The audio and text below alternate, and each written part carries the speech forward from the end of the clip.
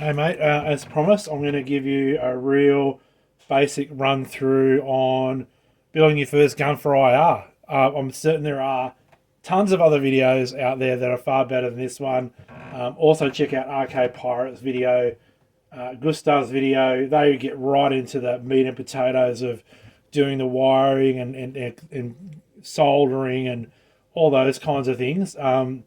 And I'm not going to do that because those videos are just really good and just gives you a demonstration on how they pull those things together. I'll put those provide those links as well. But what I'm going to do is I'm actually just going to take one step back and sort of think, right, what do I need to do if I want to build myself my first DIY gun for IR, especially if you're in a country like Australia and you can't afford to buy one overseas and get it into Australia cheaply. This is a good alternative, and in fact, you could probably apply a similar methodology to Samco and all those other kinds of guns as well. I suspect the steps are will be very similar, but I'm just going to just go through what I have done, my lessons learnt when what I should have done when I was building my first gun, because even though the manuals, the Gun for IR manual, which is friggin' amazing, and the DIY license gives you lots of guides and everything like that. I just found, like, in hindsight and then watching other people and making so many mistakes when I was building my first gun and mincing up Arduino boards and stuff like that. My pain is your gain.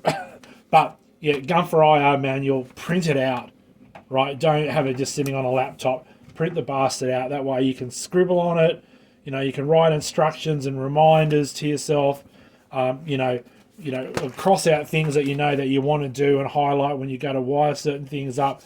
It's really good. Tip number one. Tip number two: have a laptop or a desktop in your workshop, along with some IR emitters, and a nice long micro USB cable. It's going to be really good in the sense that, in hindsight, I was running backwards and forwards to my cab, trying to make sure that my first gun was working, and really, silly me, I should have just had it in the workshop. So when I was slowly pulling the gun together, I could then test it on the laptop or the desktop to see it was doing the things that it needed to do, like, is the camera working? Are the buttons registering? Is the rumble working and the solenoid firing? And it'll save you a whole sack of grief. Also, don't try and think you need to try and accomplish it all at the one time. Do bits and steps, right? The guide's great because it goes through various steps and it takes you through various things. Being an impatient bastard, I try to just do the first one all on one go because I was so friggin' excited, and in the end I just ended up mincing a goddamn Arduino board over the effort, right?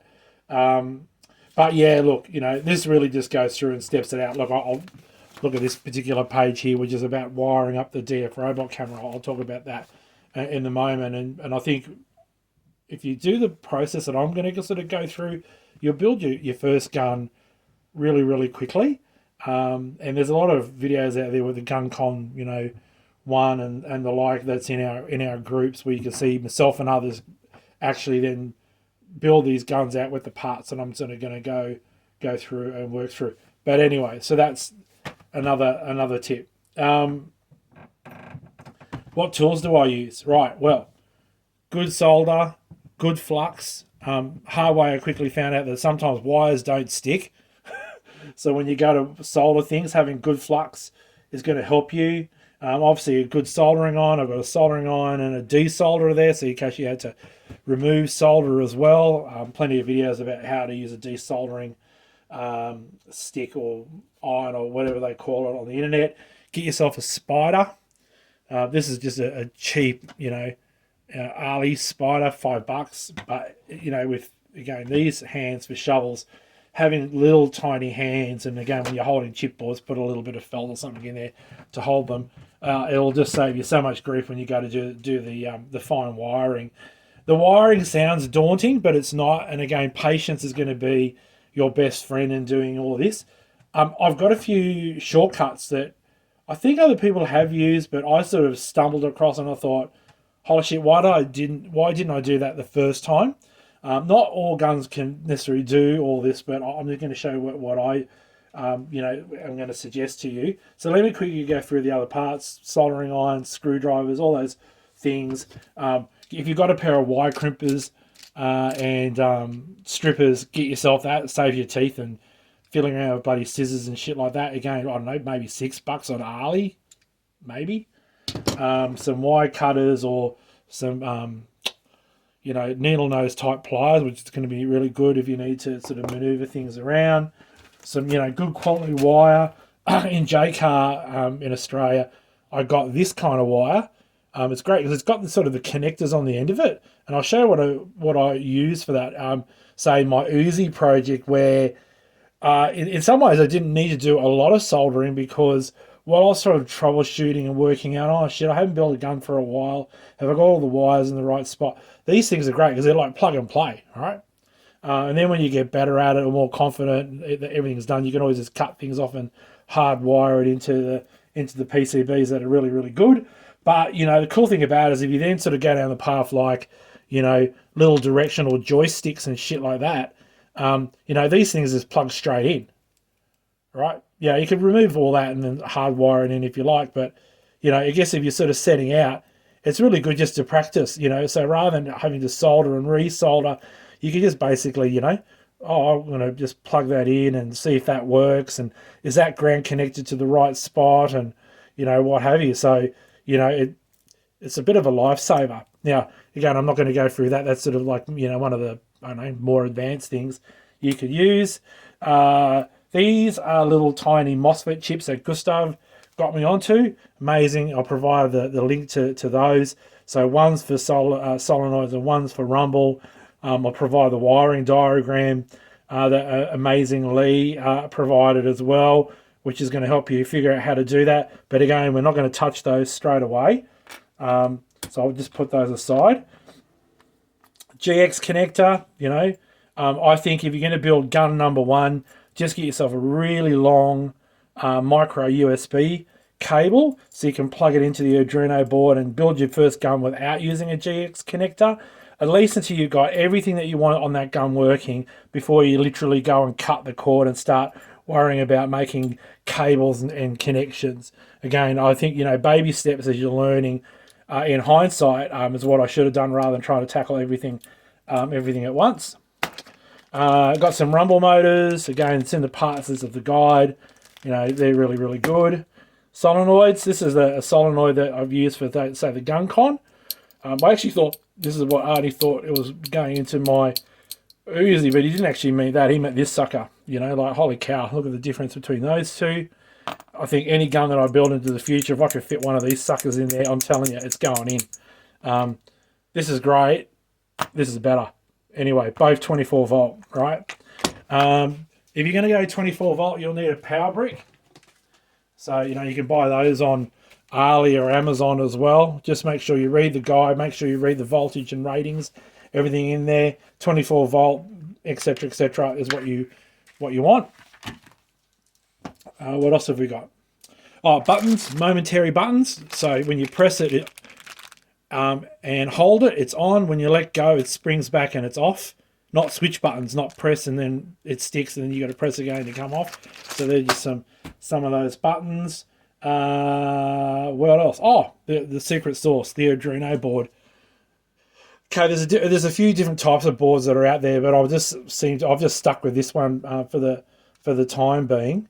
Again, like when I did the first gun, I soldered wires directly onto this. So for instance, you know, in this diagram, it shows you how to hook up the DF robot camera, which you can get really, you know, readily available. FYI, don't take that lens thing off the front of it. It'll screw everything up. That's actually there for a purpose. It might have a little bit of film on there. Take that off, but you know, that's how it works. But in this diagram, it shows you how to actually wire the camera to the Arduino board, right? But I'm just going to show you again what I've sort of done. So in hindsight, with my very first gun, which had plenty of room, the Arduino comes with these pins. So what I would have done, and I have done that for my Uzi project because I was experimenting with, you know, joysticks and all sorts of things. I've actually gone and put these in and run a bit of flux on the back and then soldered, just take my time and I soldered each of these on both sides. And again, just like the joystick, right? When you go to use these wires, you can experiment with different wiring setups to make, on your test bed. So yeah, so that's sort of the basic parts. The other thing I probably would recommend, make sure you've got micro switches for triggers and other things as well, right? Probably the one thing I would probably suggest you do is build the gun without the gun for your first one. Now, once you've built it outside the gun and you can see it actually work, and the camera's registering on your gun4ir GUI on your laptop in your workshop and all those kinds of things, you can then easily just transfer that non-working, that skeleton, if you like, into a gun, right? I think, in hindsight, what I try to do is I try to build my first gun in a gun, it wasn't a common one, which was the big, massive Nerf rifle. I should have probably picked a gun con or something like that, but I went the whole hog, and again, I just got myself very, very frustrated learning and doing at the same time. But I think once you sort of do this first bit, and you've got it all up and running and it's working on your laptop, then you can just go and transfer that all into an actual gun, whether it's an Uzi, gun4ir, what have you. I would also try and pick a gun that is going to give you plenty of room, it's going to give you plenty of space to do your wiring. Don't necessarily go for gun conversions that are going to be really tight on space, or aren't very common that people have converted. So like the GunCon one, where it's got plenty of space, lots of videos on how to do that. Like the DIY Uzi, plenty of space and room to do that. Use those to do your first guns, because they've got plenty of space. And then when you're going to convert other guns that don't have as much space, then do that. Now, other people use breakout boxes and all sorts of other things as well. I'm not doing that at the moment. I'm just, want a gun that I can just put stuff into. So anyway, so look, that's just part one of the video. So I'll happy to go through and take you through the various solderings, but all I'll do is I'll link to other videos as well to do that. But I think, if I was going to then say, Pete, what are my first steps? The very first step you want to be able to do, and which I'll take you through, is actually grab your Arduino and plug the USB into your laptop, and then actually flash the firmware. Okay, so I'm happy to go and show you that step as step number one. And then step number two, or you could do it one or two, doesn't really bother me how you do it, is I would then go and wire these pins in. Again, you can wire the wires directly to it if you like, but, I recommend if you're going to just learn and muck around and figure out what wiring is going to go, I reckon that's the way to go. So flash the Arduino, solder the pins to the board, nice and neat. Just be mindful that this little USB plug is friggin' weak as shit, mate. So once you've got the gun up and running, Ray from RPIG suggested actually using, I think, some hot glue, which I've used, and it actually just holds that down. Make sure the plug's obviously in and what have you, but just be careful of that, because I've lost count how many times I've broken that bast off when you're sort of sitting there manipulating stuff in a tight space within a gun shell. Once you've done that, right, then what I would then do is, personally, I would just stick really to the basics. I would then just get your DF robot camera, and then I would then go and wire that up onto your Arduino, and then go back into the gun4ir GUI to make sure that it actually even registers. Right, there's these things are held up in a very particular way. You'll soon find out, because the gun4ir GUI diamond will actually show up in a very particular way, and that could be like step number one. Right. From there, I would then focus on wiring things to the trigger. Now, triggers and switches are just positive and negatives, right? But just keep it super basics. So, the trigger has a pin, so it goes from the Arduino to the positive of the switch, and then you'll need a ground. And you pull the ground off. There's like two or three grounds on there, and you could use the grounds in multiple different ways, and then you could wire the ground up to that trigger. So then you can use Demo Shooter and other tools, for instance, to be able to then say, right, I've got the camera working and I've got the trigger working. Right, sounds really basic, but it's amazing how good you feel when you sort of go, I've flashed the Arduino, I've soldered the pins, I've hooked up the camera works, and now I can register and demonstrate that I can actually pull the trigger. And then you sort of think, man, I'm on a roll. Then you can then do as many buttons as you bloody like, right? So you can then, you could go select and start, or your A button and your B button. Again, it's really up to you how you want to do that. So I would then do the buttons based on what gun you're actually going to be building first. Check that off in the gun4ir GUI and a tool like, say, Demo Shooter, and they go, right, the camera's working, the trigger's working, the 2 or 3 buttons are working, and that essentially, once you've done that, it really is your gun. Like, you don't need solenoid, you don't need a rumble motor. That is your gun. You just dial it in on your cab and away you go. Once of course you transferred your setup into the actual gun. My first gun didn't have rumble or solenoid because it was an Nerf rifle that had automatic firing in it anyway. But that's what I would do. Once you've sort of done that, right, you can then go to, say, the rumble motor and the solenoid. Again, I'll provide the diagram how to do that, and there's steps. So the solenoid can piggyback off the 5-volt here, where the rumble can piggyback off things like the 5-volt out of the camera and your grounds, for instance, and then the other other board, because they're exactly the same for both rumble and solenoid. You can then run the 24-volt positive and negative from your power brick, from your cable, into this, and then both of them will then pin out into here. So in this case, there's a pin for rumble and ground, so you rumble and ground, and then there's a pin for solenoid and ground, which go to these little PCB type cards as well. And then and I would start with the rumble first.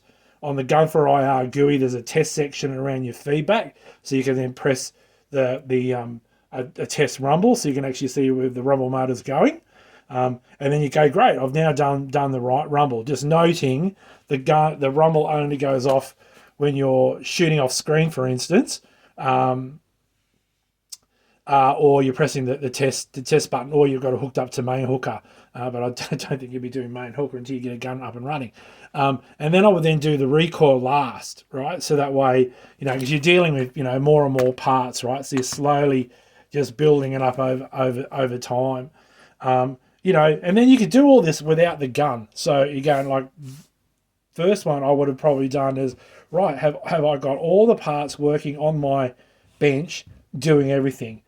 Camera works, the trigger works, the buttons work, the rumble fires, the solenoid fires, right, and then transfer that into the gun. And then, when you go to build your second and third gun, you can then just go, right, well, I know what I'm doing now. I'm just going to go straight into the gun and start laying parts out, right? Again, it's just the way I think in hindsight I would have done.